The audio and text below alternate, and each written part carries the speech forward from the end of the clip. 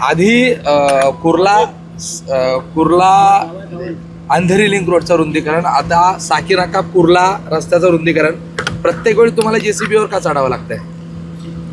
आपण पाहिलं असेल गेले अनेक वर्ष कुर्ला अंधेरी हा रस्ता सुधारला नव्हता, रुंदीकरण झालं नव्हतं.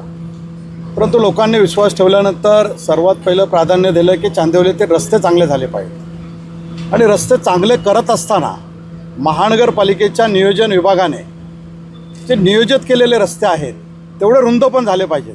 म्हणून सर्वात पहिला कुर्ला अंधेरी घेतला, तो आपल्या आंतरराष्ट्रीय विमानतळाला जोडतो म्हणून तो सर्वात पहिलं प्राधान्य दिलं.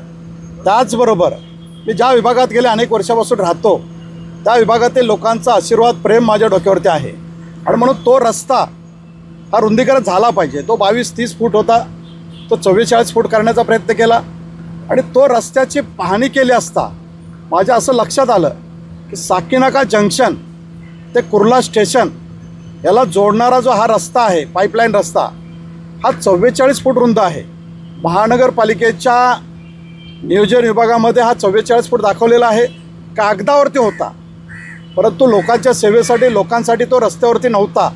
म्हणून माझ्या विभागामध्ये हा रस्ता साकीनाका ते कुर्ला स्टेशन, साकीनाका विभागातील लोक असतील, चांदिवली विभागातील लोक असतील, या कुर्ला स्टेशनला जोडणारे कालिना विधानसभा असेल, कुर्ला विधानसभा असेल, या लोकांना कुर्ला स्टेशनला ये करण्यासाठी हा रस्ता अत्यंत गरजेचा होता. परंतु हा रस्ता रुंदीकरण होत नव्हता, प्रशासन झोपा काढत होतं. म्हणून प्रशासनाला जागं करून, प्रशासनाला विश्वासात घेऊन हा रस्ता रुंदीकरणाचं काम बाधित गाळाधारकांना विश्वासात घेतला. त्यांच्या म्हणण्याप्रमाणे महानगरपालिकेच्या माध्यमातून त्यांना मोबदला दिला, त्यांना जागा पाहिजे असेल तर जागा देण्याचा प्रयत्न केला.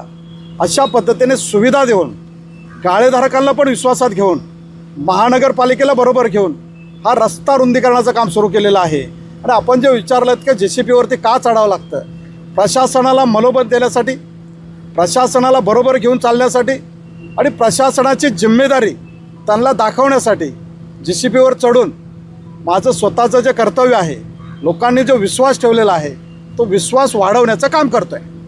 या अंधेरी जे अगोदरची वाहतूक कोंडी होती त्याचं रुंदीकरण झालंय, तिथे कमी होईल.